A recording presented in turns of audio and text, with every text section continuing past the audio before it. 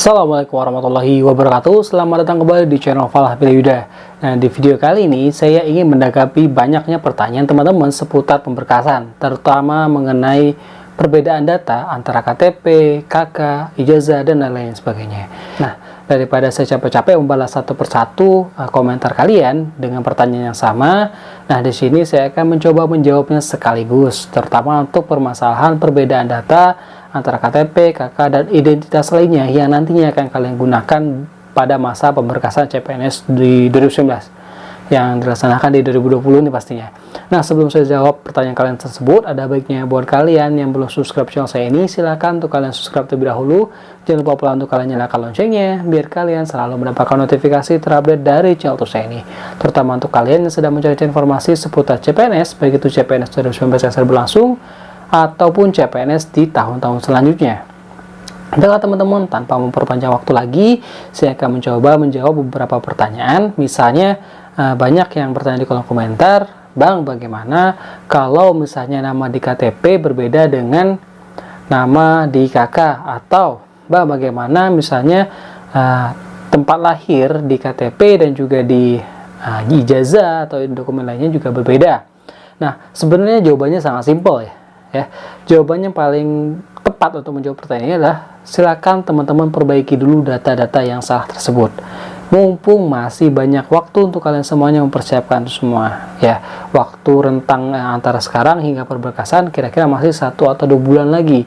Jadi buat kalian yang mungkin namanya ada yang salah, misalnya dari Ahmad menjadi Akmat ya, antara Ahmad dengan Akamat, itu kan berbeda ya, ada huruf yang berbeda. Nah, silakan teman-teman perbaiki dulu. Nah, menyesuaikannya dengan yang mana? Nah, kalau misalnya yang salah adalah KTP-nya, silakan teman-teman rubah KTP-nya. Rubah KTP pasti lebih mudah daripada misalnya yang salah ijazahnya. Kalau ijazah yang salah, nah ini agak lebih rumit. Karena setahu saya ijazah itu nggak bisa diganti ya.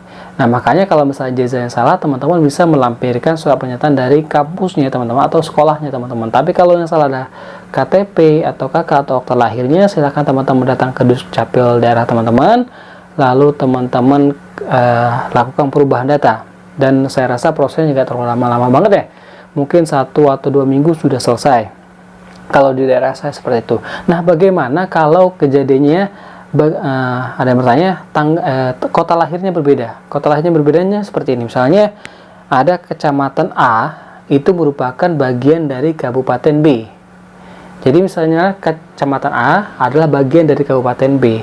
Di KTP-nya tertulis nama kecamatan, sedangkan di ijazah tertulis nama kabupaten. Ini nggak ada masalah, teman-teman nggak perlu repot-repot untuk merubahnya. Kenapa? Karena selama itu memang masih merupakan satu bagian, itu nggak ada masalah. Seperti saya di KTP, KK itu saya menggunakan nama kecamatan untuk tempat lahir saya. Namun ternyata di berkas SK CPNS saya yaitu menggunakan nama kabupatennya.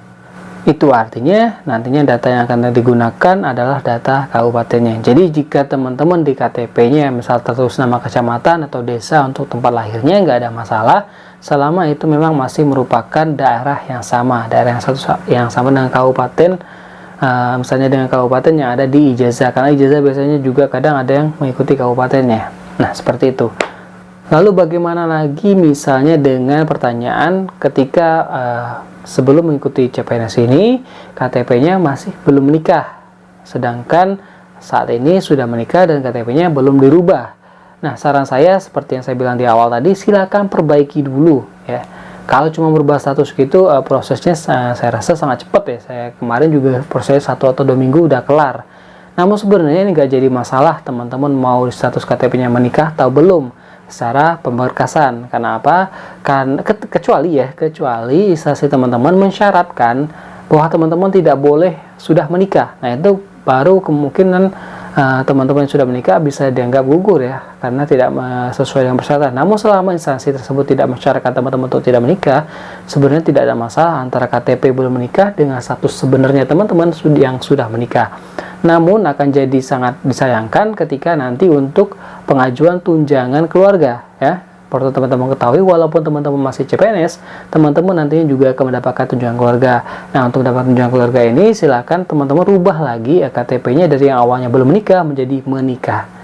Nah, ini pentingnya merubah KTP dari statusnya belum menikah menjadi menikah. Walaupun secara pemberkasan CPNS itu sebenarnya nggak ada masalah. Cuma nanti akan jadi masalah ketika teman-teman ingin mengajukan atau ingin mendapatkan tunjangan keluarga, terutama buat para cowok-cowok yang mungkin baru saja menikah, istrinya bisa masuk situ, anaknya juga bisa dapat nanti tunjangannya. Besarnya kalau untuk tunjangan istri itu 10%, untuk tunjangan anak itu 5% dari gaji ya, bukan gaji plus tunjangan, tapi dari gajinya aja. Nah, baiklah teman-teman, itu tadi beberapa pertanyaan seputar perbedaan data di KTP atau di data lainnya buat pemberkasan teman-teman nanti menghadapi proses CPNS. Mungkin ada beberapa pertanyaan yang belum saya jawab, silahkan coba teman-teman cantumkan di kolom komentar, akan saya coba jawab lagi. Tapi kalau misalnya masih pertanyaan sama, teman-teman silahkan simak video ini aja sampai habis, siapa tahu sudah bisa mewakili atau menjawab pertanyaan teman-teman semuanya. Intinya adalah, kalau misalnya ada perbedaan data, silakan teman-teman perbaiki dulu, mumpung masih ada waktu. Kalau misalnya data tersebut sudah sangat tidak bisa diperbaiki lagi, teman-teman silakan buatkan surat pernyataannya dari instansi yang data tersebut salah. Kalau misalnya ijazahnya salah, teman-teman bisa mengajukan atau minta surat pernyataan dari sekolah atau kampusnya. Jangan lupa bertanda tangan di materai ya, yang menyatakan bahwanya nama yang benar atau data yang benar adalah seperti ini. Nah, satu lagi, untuk nama yang ada gelar di KTP atau KK itu nggak ada masalah ya. Jadi walaupun nama teman-teman di KTP atau KK itu ada gelarnya, di SKCPNS teman-teman juga nantinya akan ada gelar ya. Jadi nggak ada masalah kok sebenarnya. Masalah ada gelar atau enggak, itu nggak ada masalah dalam pemberkasan CPNS. Baiklah teman-teman, itu tadi informasi yang bisa saya sampaikan. Semoga informasi ini bermanfaat untuk kalian semuanya. Sebelum saya tutup video ini, ada baiknya lagi nih buat kalian yang belum subscribe channel saya ini, silahkan untuk kalian subscribe terlebih dahulu. Jangan lupa pula untuk nyalakan loncengnya biar kalian selalu mendapatkan notifikasi terupdate dari channel YouTube saya ini. Terutama untuk kalian yang sedang mencari-cari informasi seputar CPNS, baik itu untuk CPNS 2019 yang saat ini sedang berlangsung, terutama yang saat ini sedang memasuki tahapan SKB menuju tahapan pemberkasan. Semoga teman-teman masuk dalam tahap pemberkasan tersebut. Dan juga buat teman-teman yang sedang mencari informasi seputar CPNS selanjutnya yang mungkin akan diadakan di tahun 2021, pantau terus channel saya ini biar teman-teman nggak ketinggalan informasinya. Baiklah, saya Falah Bilawida. Assalamualaikum warahmatullahi wabarakatuh.